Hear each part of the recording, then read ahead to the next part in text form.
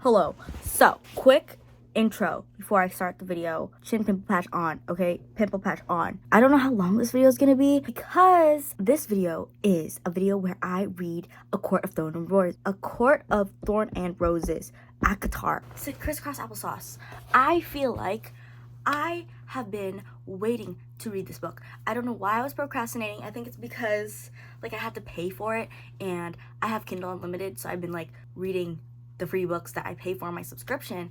But now, with the help of my cousin, and I also convinced her to get a Kindle, we are starting a book club. This is our trial run book club. But for this book club, we are reading A Court of Thorn and Roses. It's me, my cousin, and our other coworker friend. I will be documenting me reading this because let's see if it's worth the hype. So here it is.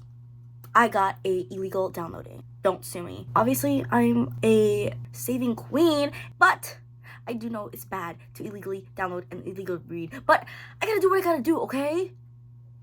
Don't yell at me. Jeez, I'm just a little girl. We'll see how often I update, but I do want to try to update like each chapter or so, or like every 2 chapters or 5 at least. I'm nervous. Here's my little history.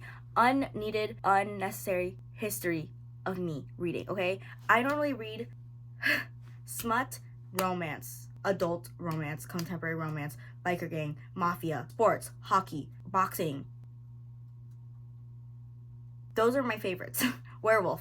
I'm a little nervous. I'm not used to reading fantasy. I'm not used to reading world building. All right, enough of this long-winded intro. Chapter 1 done. Thoughts. She's giving Katniss. When was this book made?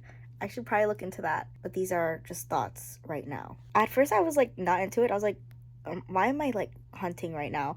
And of course, fantasy books start off with a map, and I'm like, God damn, I don't know how to read a map. I don't know how to decipher worlds. Oh, I was getting nervous. And then they're talking about some Pythian. Gosh, I'm gonna be pronouncing things wrong in this book. Parthian origins. I have no clue what that meant. I don't think I'm supposed to yet at this moment. I don't know. It's like I didn't read the summary. I forget the main character's name. I'll figure that out. Not done yet, but lots of relationship building about Feyre's family. They used to be rich and now they're not, and her sisters are annoying. One of them is mad that they're not rich anymore. The other one's in denial or something that they're not rich anymore, and their dad had like a credit loan or something. I don't know. I keep getting confused. I'm like, oh, I keep forgetting that this may be like a fantasy book. So their dad was in debt. A creditor came and they beat him like mafia style and smashed his knee, and it has a limp now. Sad. Apparently Feyre promised something to their mom before she died, so that's why she's the one hunting. I think she's the youngest, but why does she have the most responsibility? And none of her her dad can't really do anything, I guess, but her siblings aren't doing anything. Eesh. Finish chapter 2. Her family sucks. I can't wait to see how she ends up meeting the guy, one of the guys, all the guys, I don't know. Dowry. What is this, Bridgerton? That's crazy. This world's interesting. Yeah, her older sisters also suck. And also the thing about cannibalism in there, that was a little shocking. I was like, this is a dark book. Obviously they're talking about like starvation and blah, blah, blah. Very Hunger Games-esque, District 12-esque. Like also the start of the book, almost like Hunger Games as well. Am I the only one thinking that? Did you guys think that too? Did you think about that? Am I the only one thinking about this? Parallels to the Hunger Games? Anyways. I'm on chapter 3 now. It's getting intense. Feyre killed the wolf, right? And apparently it was Fae. I don't understand how it was though, but whatever. So a beast, another Fae, came. Is that how you pronounce it? Feyre? God, that's how I pronounce it in my head, okay? I'll figure it out. But another Fae bombarded their house, and it's like, there's a treaty, a life for a life, because you attacked the Fae unprovoked, yada yada. Dang. Actually, I guess I was on chapter 4 when the beast attacked, because chapter 3 was like tomato. Oh my god, she's about to go. Oh my god, this is the start of the story. Oh my god. But that is so merciful of the beast to be like, you could be a servant at my place. I don't know. We'll see what happens there. Also, I have just realized that, warning, I will be pronouncing every single word in this book wrong. I've already been doing it. Like, why have I been calling fairy Fae? Just because it's spelled Faerie. Like, in my head, I'm like, Fae. And then the land, what's it called? Pyrithian? I think I pronounced it like Pythonon. So, if I say any of those words wrong, know what I mean, okay? I am the master of pronouncing things wrong, saying things wrong. Oh my god. The beast that took her turned into a man. Why was I not expecting this? Like, I knew this was kind of like a Beauty and the Beast retelling, but I didn't think this was the main character already. A golden-haired man. This beast was not a man, not a lesser fairy. He was one of the high fae. That's the reason why I kept calling them fae, because that's what they say. One of their high, really nobility, beautiful, lethal, and merciless. He was young. Nose, cheeks, and brows were covered by an exquisite golden mask embedded with embered, shaped with whirls of leaves. Interesting description. Name reveal.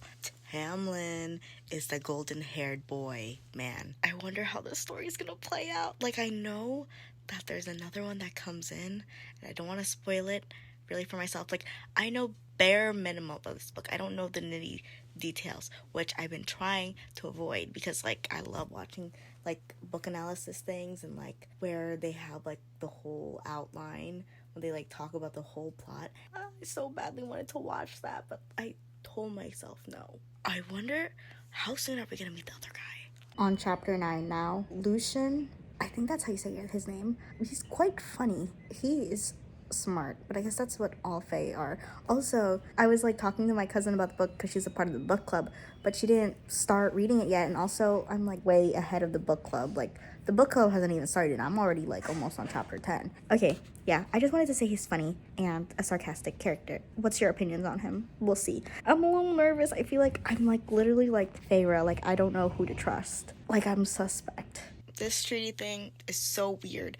So either she'd be killed or she'd be kept forever with him, and like they have to obey that, because like she's saying like she's at his house now, but like she doesn't have to work, she could just do whatever she wants, but she's worrying about her family.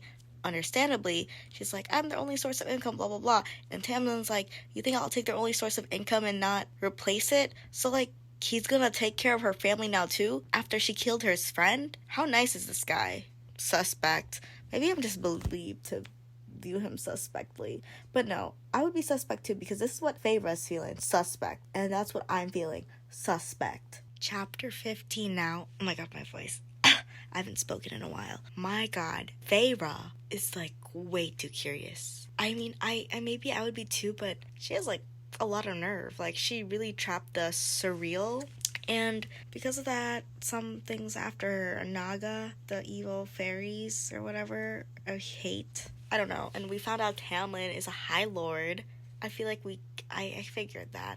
No, I didn't. I'm not gonna lie. I did not figure that. That's interesting. Feyre, like, I'm a little bit annoyed at the moment with her. Just like, she has to know. She has to know. She has to know this. She has to know this. Like, kind of annoying. I will not lie. Anyone else feel that way? Chapter 17 kind of got me crying. That Fae from the Spring Court. Jeez. That was, like, brutal death, it seemed. The imagery on that goes crazy. Oh my god, and then Feyre, like, having some sympathy and not just being, like, on high alert and, like, on the hunt. Some character development going on, you know? I'm just realizing most of this video is like in the dark, and it's so funny because like the quality on the iPhone when you're using the back flash camera is like way too high quality. So I'm literally recording all these nighttime scenes on Snapchat with like the ring light feature. This is just me in the dark reading books right now. Look at my eye bags. Like, I kind of want to go to bed, but like I like want to make more progress on this god dang book. Like, I need to get to the juicy parts. already. I am 37% of the way on this book. Like, it's taking me forever to read. I don't really have plans tomorrow, so I really hope to read like all day basically tomorrow. Things are heating up, party people. Listen up. They say, I literally can't see. Okay, so she's starting to make jokes, right? Feyre and Tamlin. He's like, 2 jokes in one day. A miracle sent from the cauldron. Don't know how to pronounce that. He came a step closer, as if forcibly leaving behind the dark, sad stain of what had happened to Lucien, and the starlight danced in his eyes as he said, what would be enough to make you happy? I blushed from my neck to the top of my head. I don't know. It was true. I never given that sort of thing any thought beyond getting my sister safely married off and having enough food for me and my father, and time to learn. Alright, popcorn read. I can't see. God. Chapter 19 now. Previous chapter, when I was like, ooh, it's about to get spicy. It didn't get spicy. They did not skinny dip like I thought was gonna happen. I don't know. I'm just so used to reading like more quicker paced books, you know what I'm saying? But now Lucien and Feyre are like having a little bit more like even ground, kind of like becoming a little bit friendlier to each other, I guess you could say. All of them are. Feyre, Tamlin, and Lucien are becoming besties, a throuple. 5:30 a.m. now. Oh my god, it hurts to speak. This flash is so bright. I'm on chapter 25. I'm like 52% of the way in the book. Someone just played a little prank on them from the night court, and guess what I did? Because I was getting impatient like 2 chapters ago or something. I looked up ACOTAR wiki and click Rysand's little thing, because I know about him, okay? I know basic. I just know he's there. I don't know what he is, what he does, blah, blah, blah, blah. Alright? I clicked him because I was like, when's he gonna appear? I scroll, ACOTAR, boom, when it's the great rite ritual, and guess where I was while I was reading? I was literally about to get to that part. If I had just chilled a little bit, I would have figured it out on my own.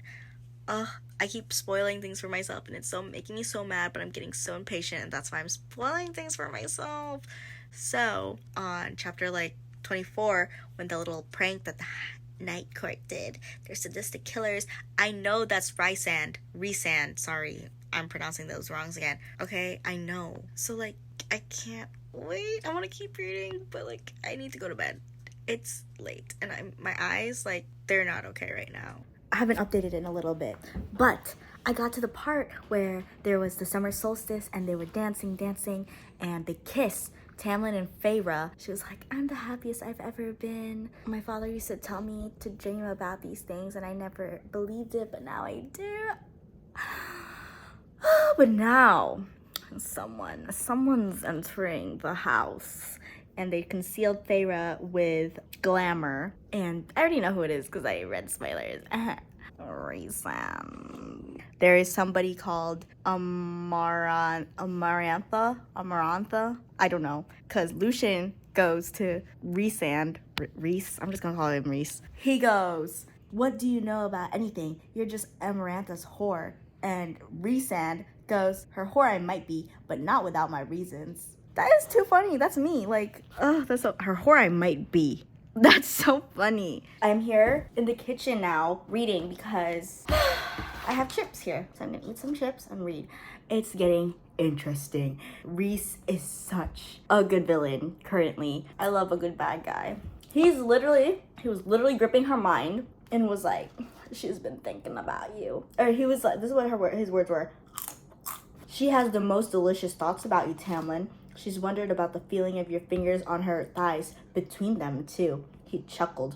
Tamlin's like, let her go! Let her go! Tamlin's begging. He's like, please. And Rhys is like, please what? Don't tell Amarantha about her. And then Rhys goes, and why not? As her whore, I should tell her everything. Oh my god. I literally barely left, because right when Tamlin's begging, Rhys goes, beg and I'll consider not telling her. Tamlin dropped to his knees and bowed his head lower. Tamlin pressed his forehead to the ground, his hands sliding around along the floor towards Rhysand's boots. I would have wept with rage at the sight of Tamlin being forced to bow to someone, at the sight of my high lord being put so low. Rhysand pointed at Lucien. You too, fox boy. Oh my god. This is crazy. Now she's being sent home because he's like, I can't protect you. And she's like, but I could stay here and help you. He's like, no, you have to go. And she's like, why? And he's like, I can't protect you. Oh wait, that's literally what I just said. He's like, but go. Don't say anything about it because her spies will be watching for you. And she's like, but I want to stay here with you. I want to be with you. I don't care. And he's like, I know, but still, I can't bear the thought of them having you. There's worse out there than the boogie and blah, blah, blah that can get you. She's like, but how long will I be gone for? A week? A month? Blah, blah, blah. Not forever, right? And he's like, yeah, right. And then they kiss. She's like, even though I know that's a lie. So then they kiss. And now they're about to make love. Finally, after what chapter is this? Chapter 27. Now they're about to do it. I'm 59% of the way in this book. So a little bit more than halfway. It's about to go down because once she goes back home, someone's gonna find her, they're gonna take her, and it's gonna be a whole nother arc. Tamlin has the mask on. Does it not like bother them when they kiss? Like it'll be like in the way? Like that? Is it not itchy to her? I don't know. I'm mad. People are always like, oh my god, Akatar is very smart. Oh, it's so spicy. Blah, blah, blah, blah. This is not spicy at all. This is a 2. Well, right now, it's just at a 1 out of 5 in my spicy radar, okay? What the heck is this? This is the shortest love scene I've ever seen. Where's the passion? What the heck? Like, he's just breathed into her and she wants to feel his body, tore all his clothes off, like, and that's all? I was moaning his name when he sleeved himself inside me in a powerful slow thrust to have me splintering around him. We moved together, unending and wild and burning, and then when I went over the edge the next time, he roared and went with me. Like, sure, I guess it's beautiful, but it's not making me feel anything. Like, I'm not feeling like that burning desire. What the heck? I fell asleep in his arms, and when I woke up a few hours later, we made love again, lazily and intentionally, a slow burning smolder of a wildfire of earlier. That's it? And then they're done. What is this? If you're looking for smut, if you think this is smut, look other places. There's a lot of other places for that. It's not in this book. I was just expecting that. That's why I'm mad. Don't say it's smut if it's not even smut. There's one little love scene and people are like, oh my god, Jesus. Clutching their pearls. Like, don't be dramatic. God damn. Book reference now made. She goes something about she's a thorn, prickly, blah, blah, blah. Is that why you want me to leave? And later on, after they're done making love and he has to leave her, his rose garden, because that's when they first connected, when they went to the rose garden that his, like, mother or something loved. And she goes, I smelled his rose garden until I saw those freckled whatever. And he goes, I love you, he whispered, and kissed my brow, thorns and all. A court of thorn and roses. Thorn, because she's a thorn. Roses, because of the garden where they first made their connection. Court, high court. The court is always with the elves, you know? In my mind of a master. Alert, alert. Nesta knew the glimmer didn't work, or glamour did not work on her. Wow, and she's like kind of being nice. Like, she went to go save her sister. And she thought no one went to save her. She didn't care. But her sister, the one she didn't even think was gonna be the one doing that. She thought it was her father. Why is it blurry? She thought is the one that saved her. Or went to try to save her. Like 2 days there, 2 days back. She went to the wall. That's so nice. Bro, many realizations are being had about Tamlin's curse. Because I'm gonna call her Amara. I'm sorry, I don't know how to say her name right now. Amara wanted him as her lover, and he said no, and she was insulted and took out Lucian's eye. And then to apologize, she had the masquerade ball where everyone put on their masks to honor Tamlin's powers, and she put a curse on them so that they can't keep or whatever their mask on. And she was like, well, you can break the curse if you become my lover. And he's like, no, I'd rather love a human than you. I would rather marry a human, blah, blah, blah. But then he took it further and he's like, oh, your sister chose a human over you because, like, she loved her sister very dearly and she fell in love with a human, but the human betrayed her. And so she was like, you know? And so he put that back on her and she said double reverse Uno, she said, okay, so that's how you're gonna break your curse. You have to find a human girl who kills one of your men, who has to bring them back. Do you know what I'm saying? So like she has to have some hatred in her heart. She has to have a heart of ice. So it'll be like how, oh my god. And then, oh my god. So that was part of the curse. And the treaty that I was talking about earlier, like way back, when it was like, oh, you have to kill, if you kill one of our blah blah blah innocently, you have to get taken back. And so Adras, or whatever, the fairy that she killed, was sent there purposefully to like find someone. Like he let her kill him. Wow. Now I'm on chapter 38.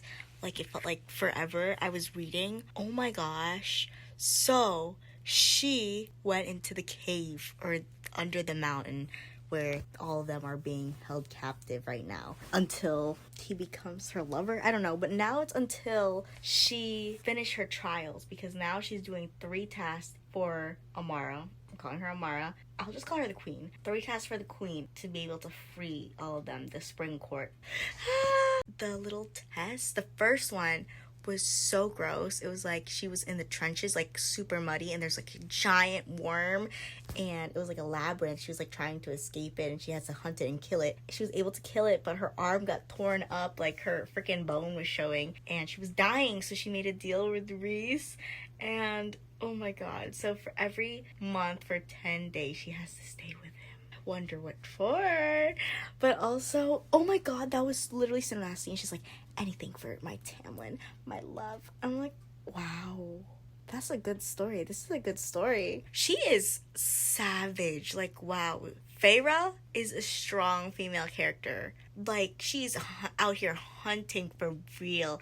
Like, out here getting bodied. And she's like, I have to. Wow. I'm now liking this stubborn streak of hers. Like, I used to, I was annoyed at first. These trials go crazy for real. Oh my god, and the tattoo that she had with the eye on her hand, like, helping her cheat, oh my god. And then Reese in her head, like, telling her to, like, keep going and, like, don't let her get to you. I wonder, like, what his motives are. The sun is rising now.